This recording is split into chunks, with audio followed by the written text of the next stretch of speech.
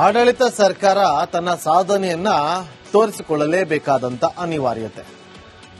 ಪ್ರತಿಪಕ್ಷದ ನಾಯಕರು ಆಡಳಿತ ಪಕ್ಷದ ಭ್ರಷ್ಟಾಚಾರ, ಆಡಳಿತ ವಿರೋಧಿ ಅಲೆಗಳು ಎಲ್ಲೆಲ್ಲಿ ಸೃಷ್ಟಿಯಾಗಿತ್ತು, ಲಂಚಾವತಾರ, ಸಾವು ನೋವುಗಳು, ಕಾನೂನು ಸುವ್ಯವಸ್ಥೆ, ಇದೆಲ್ಲವನ್ನ ಕೂಡ ತೋರಿಸುವಂತ ಕೆಲಸವನ್ನ ಮಾಡುತ್ತೆ. ಇವತ್ತು ಬಿಜೆಪಿ ಮತ್ತು ಜೆಡಿಎಸ್ ಇದನ್ನೇ ಮಾಡಿದರು. 1000 ದಿನ ಪೂರೈಕೆ ಮಾಡಿದಂತಹ ಸಿದ್ದರಾಮಯ್ಯ ಸರ್ಕಾರದ ವಿರುದ್ಧ ಇವತ್ತು ಸಮರವನ್ನ ಸಾರಿದ್ದಾರೆ. ದೋಸ್ತಿಪಾಳ್ಯ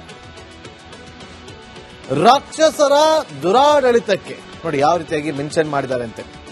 ರಾಕ್ಷಸರ ದುರಾಡಳಿತಕ್ಕೆ 1000 ದಿನದ ಸೂತಕ ಅಂತೇಳಿ ಜೆಡಿಎಸ್ ಪ್ರಸ್ತಾಪವನ್ನ ಮಾಡಿದೆ. ಅಷ್ಟೇ ಅಲ್ಲ, ಅದರ ಜೊತೆಯಲ್ಲಿ ಸರ್ಕಾರದ ಸಮಸ್ಯೆಗಳ ಬಗ್ಗೆ ಪಟ್ಟಿಯನ್ನ ಕೊಟ್ಟಿದೆ ಜೆಡಿಎಸ್. ಕಾಂಗ್ರೆಸ್ ಸರ್ಕಾರದ ಸಮಸ್ಯೆಯ ಪಟ್ಟಿಯನ್ನ ಕೊಟ್ಟಿದೆ.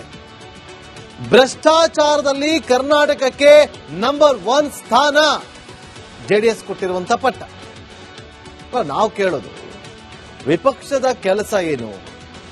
ಸರ್ಕಾರದ ಕಿವಿ ಹಿಂಡುವಂತ ಕೆಲಸವನ್ನ ಮಾಡಬೇಕು. ಎಷ್ಟರ ಮಟ್ಟಿಗೆ ಕಿವಿ ಹಿಂಡುವಂತ ಕೆಲಸವನ್ನ ಆಯಾ ಕಾಲಕ್ಕೆ, ಆಯಾ ಸಮಯಕ್ಕೆ ಮಾಡ್ಕೊಂಡು ಬಂದಿದ್ದೀರ.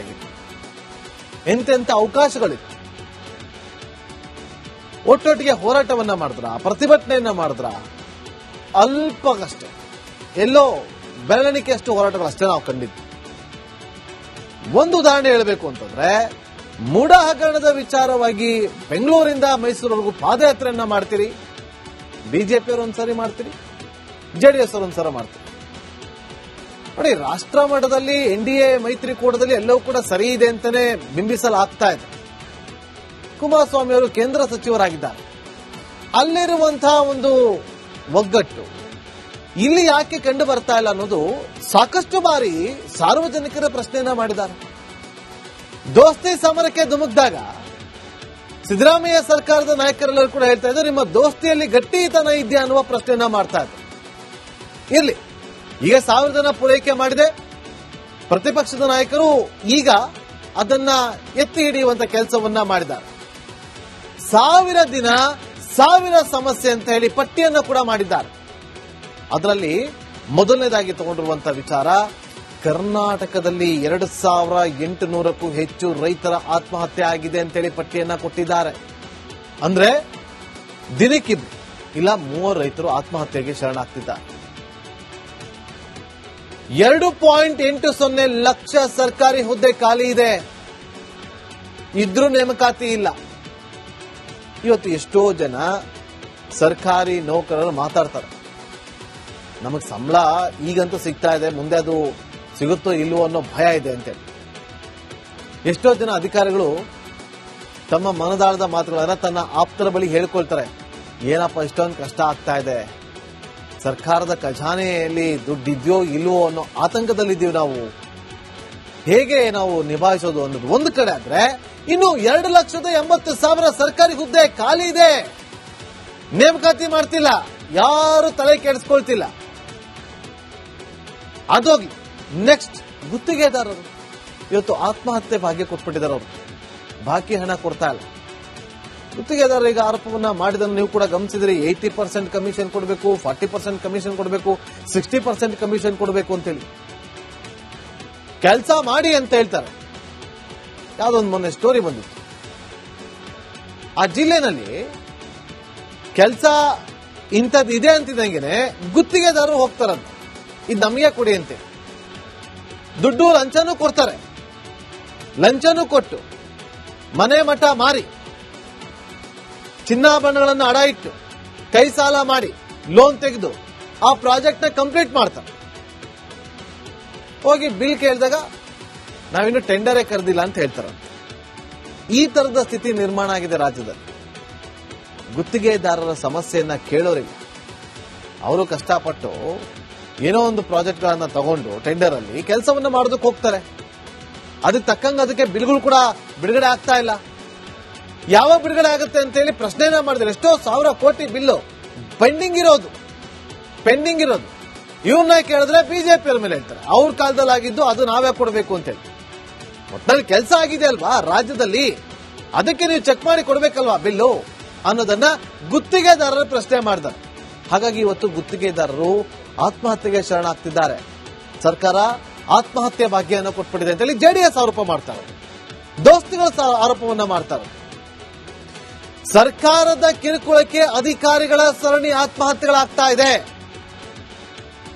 ಸರಣಿ ಆತ್ಮಹತ್ಯೆಗಳಾಗ್ತಾ ಇರೋದು ಇನ್ನೇನ್ ಮಾಡ್ತಾರೆ? ಸರ್ಕಾರದ ಕಿರುಕುಳಕ್ಕೆ ಇನ್ನೇನ್ ಮಾಡ್ತಾರೆ? ಇವತ್ತು ರಸ್ತೆ ಗುಂಡಿ ವಿಚಾರವಾಗಿ, ಬೆಂಗಳೂರಿನ ಪಾಟೋಲ್ ವಿಚಾರವಾಗಿ ಅಂತಾರಾಷ್ಟ್ರೀಯ ಮಟ್ಟದಲ್ಲಿ ಸದ್ದಾಗುತ್ತೆ. ಈ ತರ ಪಾಟೋಲ್ಗಳಿದ್ರೆ ನಾವ್ ಹೆಂಗಪ್ಪ ಇಲ್ಲಿ ನಮ್ಮ ಕಂಪನಿಗಳನ್ನ ತೆರೆಯೋದು ಅಂತೇಳಿ ಪಕ್ಕದ ರಾಜ್ಯಗಳಿಗೆ ಶಿಫ್ಟ್ ಆಗ್ತಾ ಅಂತ ಒಂದು ರಸ್ತೆ ಗುಂಡಿ ವಿಚಾರವಾಗಿ.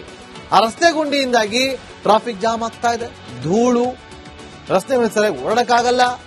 ಇದರಿಂದಾಗಿ ಬೇಡವೇ ಬೇಡ ಇದು ಸವಾಸ ಅಂತೇಳಿ ಬೇರೆ ರಾಜ್ಯಗಳಿಗೆ ಶಿಫ್ಟ್ ಆಗ್ತಾ ಇರುವಂತ ಕೆಲಸಗಳು ಕೂಡ ಆಗಿದೆ. ದೊಡ್ಡ ಮಟ್ಟದಲ್ಲಿ ಅದು ಕೂಡ ಚರ್ಚೆ ಆಗಿತ್ತು, ನಿಮಗೂ ಕೂಡ ಚೆನ್ನಾಗಿ ಗೊತ್ತಿದೆ. ಅಷ್ಟೇ ಯಾಕೆ, ಎಷ್ಟು ಜನ ಅಮಾಯಕರ ಬಲಿಯಾಗಿದೆ. ದಿನ ನಾವು ಒಂದಲ್ಲ ಒಂದು ಪಾಟೋಲ್ ಸ್ಟೋರಿಗಳನ್ನ ಮಾಡ್ತಾ ಇದೀವಿ,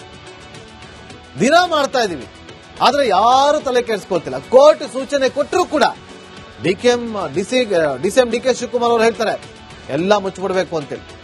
ಅಧಿಕಾರಿಗಳು ಓಕೆ ಅಂತ ತಲೆ ಆಡಿಸ್ತಾರೆ, ಕೊಲೆ ಬಸ್ಸು ತರ. ಆದ್ರೆ ಅಲ್ಲಿ ಮಾನಸ ನೋಡಿದ್ರೆ ಏನು ಡೆವಲಪ್ಮೆಂಟ್ ಆಗಿರಲ್ಲ. ಸಿದ್ದರಾಮಯ್ಯ ಅವರು ಹೋದ್ರು ಸಿಟಿ ರೌಂಡ್ಸ್ ಅಂತ, ಎಲ್ಲೋ ಕಸ ಬಿದ್ದಿತ್ತು ನೋಡಿ ಗರಂ ಆದ್ರು ಅಷ್ಟೇ. ಅವತ್ತು ಮಾತ್ರ ಅಲ್ಲಿ ಕಸ ಕ್ಲೀನ್ ಆಯ್ತು. ಇವತ್ತು ಎಷ್ಟು ಕಡೆ ಕಸಗಳು ಬಿದ್ದಿದೆ ನಾವು ತೋರ್ಸೋದೇ ಬೇಡ, ನಿಮ್ಗೆ ಗೊತ್ತು, ನಮ್ಮ ವೀಕ್ಷಕರಿಗೆ ಗೊತ್ತು. ನೋಡಿ, 25,000 ಕೋಟಿ ದಲಿತರ ಹಣ ದುರ್ಬಳಕೆ ಆಗಿದೆ ಅಂತೇಳಿ ಇವತ್ತು ದೋಸ್ತಿ ಪಾಳೆಯ ಆರೋಪವನ್ನ ಮಾಡ್ತಾ ಇದೆ. ಇತ್ತೀಚೆಗೆ ಕೇಳಿ ಬಂದಂತ ವಿಚಾರ, ಅಬಕಾರಿ ಇಲಾಖೆಯಲ್ಲಿ 6,000 ಕೋಟಿ ಹಗರಣ ಅಂತೇಳಿ ಬಿಜೆಪಿ ಮಾಡಿದ್ದು. ಬೆಳಗಾವಿಯಲ್ಲಿ ನಡೆದಂತ ಸದನದ ಸಂದರ್ಭದಲ್ಲಿ 5,000 ಕೋಟಿ ಗೃಹಲಕ್ಷ್ಮಿ ಹಣ ಏನಾಯ್ತು ಅಂತೇಳಿ ಪ್ರಶ್ನೆ ಮಾಡಿದ್ರು. ಅದು ಗುಳುಮಾಗೋಯ್ತಾ ಅಂತೇಳಿ ಬಿಜೆಪಿ ನಾಯಕರು ಗಂಭೀರವಾದಂತ ಆರೋಪವನ್ನ ಮಾಡ್ತಾರೆ. ಇವತ್ತು ಅನ್ನಭಾಗ್ಯ ಅಕ್ಕಿ ಹಣ 657 ಕೋಟಿ ಲೂಟಿ ಆಗಿದೆ ಅಂತೇಳಿ ಆರೋಪ ಮಾಡ್ತಿದ್ದಾರೆ. ಕಾರ್ಮಿಕ ಇಲಾಖೆಯ ಕಿಟ್ಟಲ್ಲೂ ಕೂಡ ಹಗರಣ ಮಾಡಿದ್ದಾರೆ. ವಾಲ್ಮೀಕಿ ನಿಗಮ ಮಂಡಳಿಯಲ್ಲಿ ಕೂಡ 187 ಕೋಟಿ ಲೂಟಿ ಆಗಿದೆ. ಮೂಡ ಹಗರಣದಲ್ಲೂ ಕೂಡ ಬಹುಕೋಟಿ ವಂಚನೆ ಆಗಿದೆ. ಪೆಟ್ರೋಲ್, ಡೀಸೆಲ್, ಮೆಟ್ರೋ ಬಸ್ ದರ ಏರಿಕೆ, ಈಗ ವಿದ್ಯುತ್ ದರ ಕೂಡ ಏರಿಕೆ ಆಗುತ್ತೆ. ಕಸಕ್ಕೂ ತೆರಿಗೆ, ನೀರು, ಹಾಲು, ಸ್ಟ್ಯಾಂಪು ಅದಕ್ಕೂ ಶುಲ್ಕ ಹೆಚ್ಚಳ ಮಾಡಿದ್ರು. ರೈತರಿಗೆ ಸಿಗಬೇಕಾದಂತ ಗೊಬ್ಬರ ಸಿಗ್ತಾ ಇಲ್ಲ, ಪರಿಹಾರ ಸಿಗ್ತಾ ಇಲ್ಲ, ನೆರೆ ಬೆಳೆ ನಷ್ಟ ಆಗ್ತಾ ಇದೆ. 1.6 ಲಕ್ಷ ಒಬಿಸಿ ಅಲ್ಪಸಂಖ್ಯಾತರ ಸ್ಕಾಲರ್ಶಿಪ್ ಕೂಡ ಕೊಕ್ಕೆ ಬಿದ್ದೆ ಅಂತೇಳಿ 1000 ದಿನ 1000 ಸಮಸ್ಯೆ ಅಂತೇಳಿ ದೋಸ್ತಿ ನಾಯಕರು ಇವತ್ತು ಪಟ್ಟಿಯನ್ನ ಬಿಡುಗಡೆ ಮಾಡಿದ್ದಾರೆ. ಏನ್ ಮಾಡುತ್ತೆ ರಾಜ್ಯ ಸರ್ಕಾರ? 1000 ದಿನ ಪೂರೈಕೆ ಮಾಡಿದೆ. ಈ 1000 ದಿನದಲ್ಲಿ ನಮಗೆ ಕಂಡು ಬಂದಿದ್ದು ಸಂಕ್ರಾಂತಿ, ಶಿವರಾತ್ರಿ ಹಬ್ಬದ ಆದ್ಮೇಲೆ ಏನೋ ಅದಾಗುತ್ತೆ, ಬಜೆಟ್ ಆದ್ಮೇಲೆ ಕುರ್ಚಿ ಕಾಳಗ ಶುರುವಾಗುತ್ತೆ. ಕುರ್ಚಿ ಫೈಟ್ ಜಾಸ್ತಿ ನಾವು ಕಂಡಿದ್ದು. ನೋಡೋಣ, ಇದು ಇನ್ನು ಮುಂದುವರಿಯುತ್ತಾ ಭಾಗವಾಗಿ 2.0 ಶುರುವಾಗುತ್ತೆ. ಕಾದ್ ನೋಡ್ಬೇಕಾಗುತ್ತೆ ಏನಾಗುತ್ತೆ ಅಂತೇಳಿ. ಆಡಳಿತ ಸರ್ಕಾರ ತನ್ನ ಸಾಧನೆಯನ್ನ ತೋರಿಸಿಕೊಳ್ಳಲೇಬೇಕಾದಂತ ಅನಿವಾರ್ಯತೆ.